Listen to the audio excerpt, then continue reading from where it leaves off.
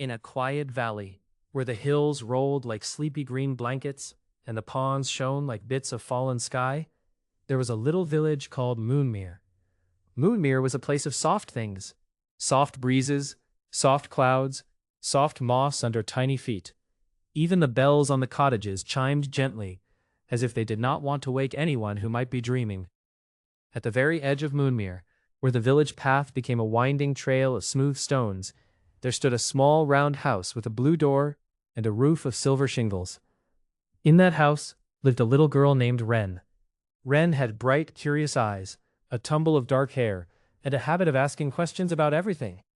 Why do stars twinkle? Do owls ever get sleepy? Where does the moon go when morning comes? Her grandmother, who lived with her, never seemed tired of answering. It twinkles because it's singing, grandmother would say. Owls get sleepy when the world grows too noisy. And the moon, she would say with a wink, goes home for tea. Every night after supper, grandmother lit a warm amber lamp by the window, tucked a wool blanket around her knees, and told Wren stories about the valley. But Wren's favorite story of all was the story of the lantern tree. Is it real? Wren asked every time. Grandmother always smiled the same secret smile. Some things are more real at night than they are in daytime. That was not exactly an answer, but Wren liked it anyway. According to grandmother, there was a tree hidden somewhere beyond Moonmere, growing in a meadow no map could hold. By day it looked like any other tree, tall and quiet, with smooth bark and silver-green leaves. But at night, tiny lanterns bloomed from its branches like glowing fruit. Each lantern held a little bit of calm, a little bit of courage, a little bit of kindness.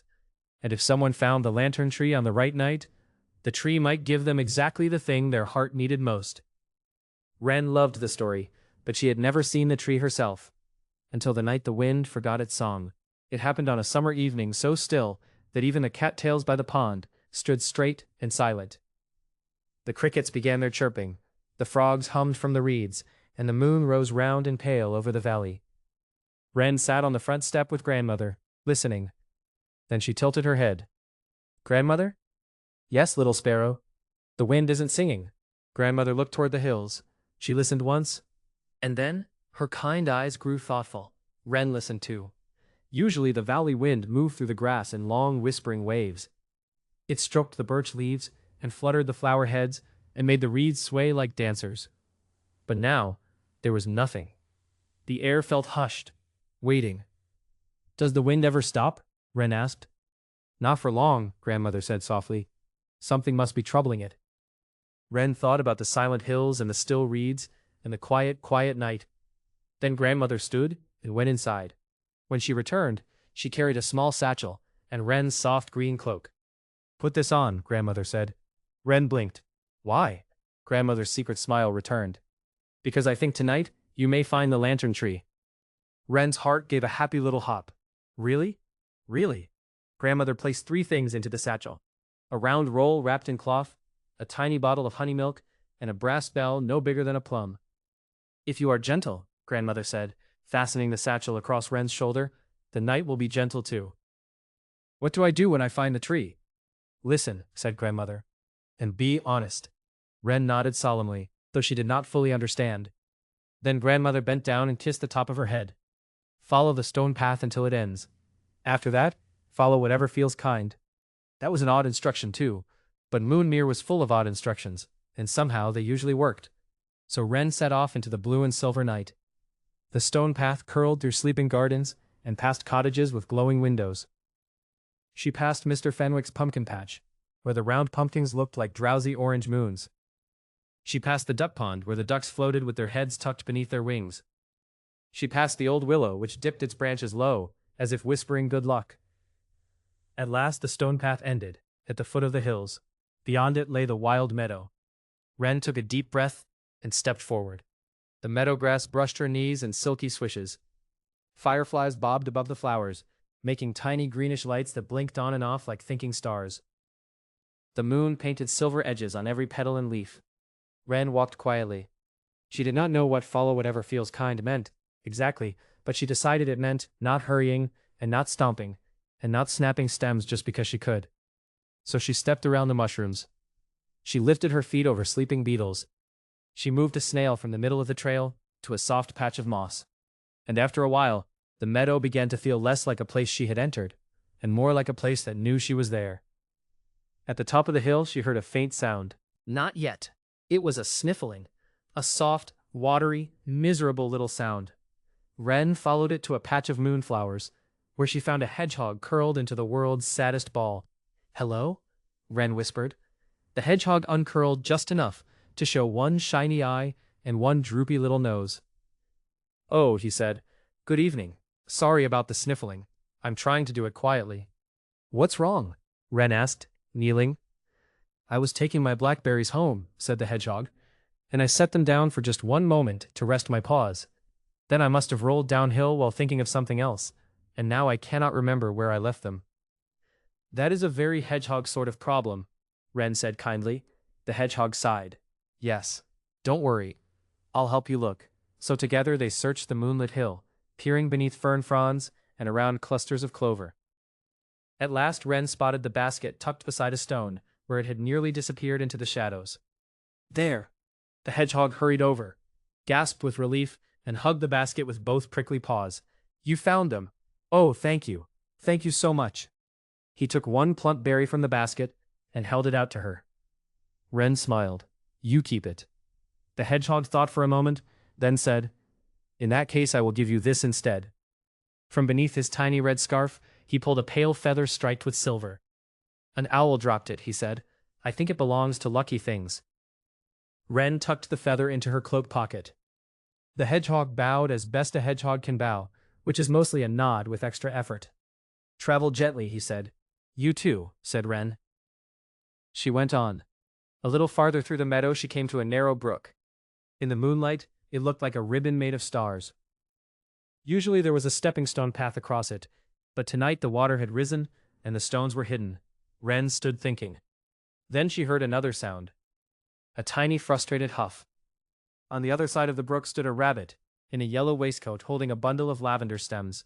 "I beg your pardon," he called in a very proper voice. "Do you happen to see the stepping stones from where you are?" "No," said Wren. "They're under water." "Oh dear," said the rabbit. "I promised my sister I would bring this lavender before moon high. She cannot sleep without it." Wren looked up. The moon was climbing. "We have to get it across." She noticed a fallen log lying near the bank, half covered in moss. It was too heavy for the rabbit, but maybe not too heavy for both of them. "Can you come around this side?" Wren asked. After a few moments, the rabbit found a shallow place and hopped across, only getting the tips of his paws wet. Together they pushed and tugged the mossy log until it rolled over the brook, making a wobbly bridge. The rabbit crossed first, clutching the lavender. Then he turned and gave a grateful little bow. "You are extremely helpful," he said, "and I say that as someone who does not hand out compliments carelessly." Wren laughed. The rabbit pulled a sprig of lavender from the bundle and handed it to her. "For peace," he said. Wren tucked it into her satchel, beside the feather. "Thank you. I hope your sister sleeps well." "She will now," said the rabbit. Wren continued on, and at last she came to the far end of the meadow, where the land dipped into a grove of birch trees. The birches stood white and tall, their leaves shimmering softly in the moonlight. Somewhere among them a single owl called. Wren walked between the trees, following a path that seemed to appear just ahead of her feet and disappeared just behind them. Then she saw it. Beyond the birches was a meadow round as a bowl, hidden from all the world. In the center stood the most beautiful tree Wren had ever seen. Its trunk was smooth and silver brown, its branches spread wide like open arms. And hanging from those branches were dozens, no hundreds, of glowing lanterns. Some were golden as honey, some were blue as twilight, some were pale pink, like seashells. Some shone white and soft as milk. They swayed without wind, lighting the meadow in pools of gentle color. Wren stopped breathing for a moment.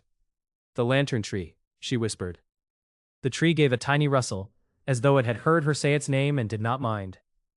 Wren stepped closer. Beneath the tree the grass was thick and soft, and the whole place smelled faintly of rain, lavender, and something sweet she could not name.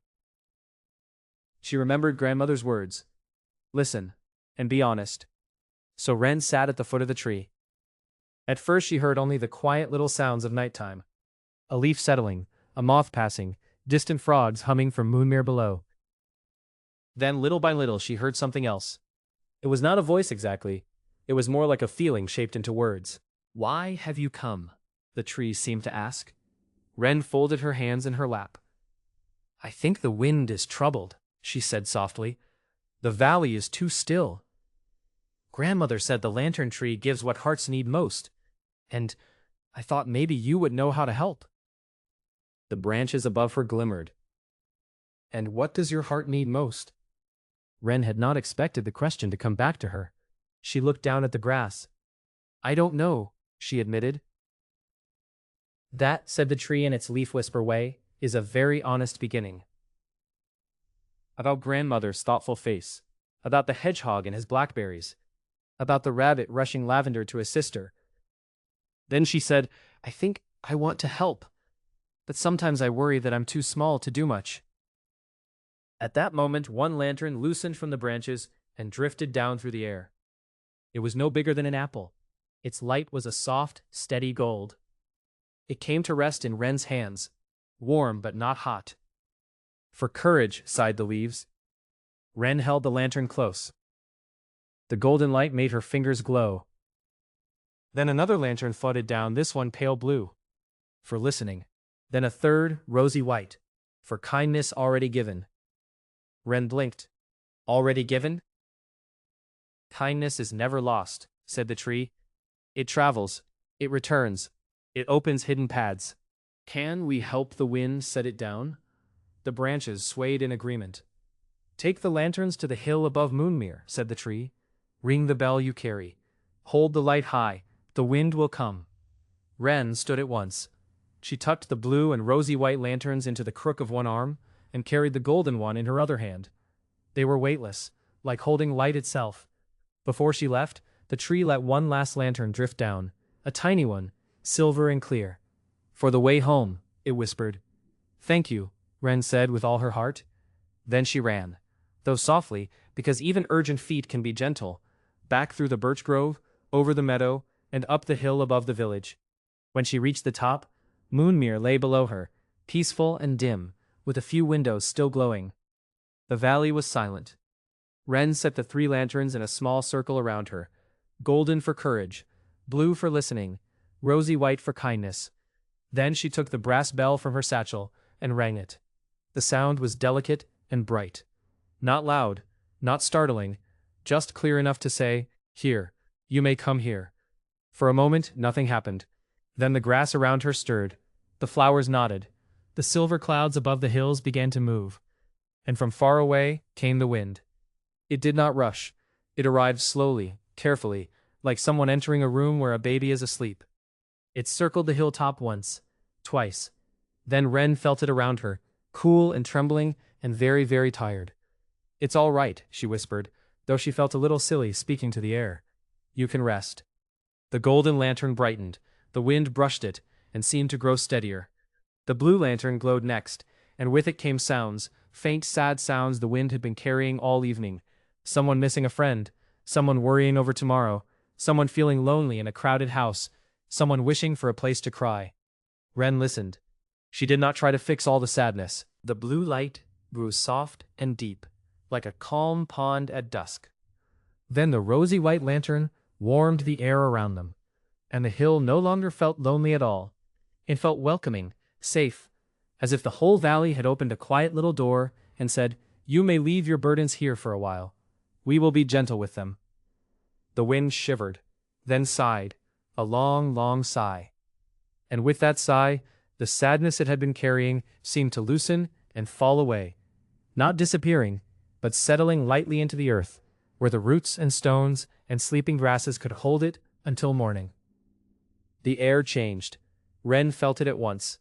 The wind lifted, no longer weary. It moved through the grass in silver waves. It slipped through the reeds by the pond. It danced over the roofs of Moonmere, and stirred the willow branches, and set the bell towers chiming the tiniest, happiest notes. The valley breathed again. The wind, now clear and cool and playful, swirled around Wren in gratitude. It lifted a strand of her hair, and fluttered her cloak, and kissed her cheeks with moon-cold air. Then it rose higher, singing, and the song it sang was the sound Wren had missed all her life, without knowing how much she loved it. The sound of the world being gently held. Below, a few cottage windows opened. People smiled into the night. The ducks shifted in the pond. The flowers bobbed. Even the old willow seemed to sigh with relief. The 3 lanterns around Wren began to dim, their work complete. "Thank you," Wren whispered to them. The wind circled her one last time, and then moved off across the valley, no longer burdened, carrying only the lightest things: coolness, pollen, cricket song, and the smell of lavender from a rabbit's sister's windowsill. Wren laughed quietly. Then she looked at the tiny silver lantern the tree had given her for the way home. It floated up from her hand and drifted downhill like a firefly that knew exactly where it was going. Wren followed it. Back through the meadow, past the brook, past the moonflowers, and as she walked, the night seemed friendlier than ever. The hedgehog was home now, asleep beside his empty blackberry basket. The rabbit's cottage window glowed softly, and through it she could see a little bundle of lavender in a vase beside a bed. The stars above her twinkled, as if they had been waiting to hear how everything turned out. By the time Wren reached the blue-doored house, Grandmother was waiting, on the front step with the amber lamp still glowing beside her. Wren climbed into her lap, though she was just getting old enough to be a little long for such things. "It was real," Wren said. Grandmother wrapped the blanket around both of them. "Yes," she said, "I thought it might be." So Wren told her everything. The hedgehog, the rabbit, the hidden meadow, the lanterns, the tired wind, the listening, the sigh, the song returning to the valley. Grandmother listened without interrupting, just smiling and smoothing Wren's hair back from her forehead. When the story was finished, the wind outside rustled through the garden hollyhocks and tapped softly at the eaves, as if saying good night. Wren leaned against Grandmother's shoulder. "Grandmother?" "Yes, little sparrow?" "Was I really brave?" Grandmother kissed her temple. "You were brave enough to be kind, and kind enough to listen. That is a very deep sort of bravery." Wren thought about that. Then she yawned. A sleepy, stretching yawn that seemed to begin in her toes and travel all the way up to her eyelashes. Grandmother chuckled. "Come along," she said. "I think the moon has gone home for tea, and I think you should go home for sleep." Inside, the house smelled of warm bread and lavender. Grandmother tucked Wren into bed beneath a quilt stitched with stars and reeds and tiny golden lanterns. The window was cracked just enough to let the evening breeze slip through. It touched the curtains. It touched Wren's blanket. It touched her hair like a feather.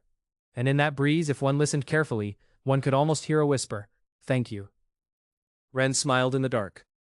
Far away beyond the meadow and the birches, the lantern tree glowed on in its hidden hollow, blooming with quiet light for all the hearts that might someday need it. And in Moonmere the ponds shone, the reeds swayed, the willows bowed, and the bells on the cottages chimed softly in the wind's returning song. Everything gentle was gentle again. Everything tired could rest. Everything lonely was a little less alone. And as Wren drifted toward sleep, she thought of golden courage, blue listening, rosy white kindness, and the silver lantern that had shown her the way home.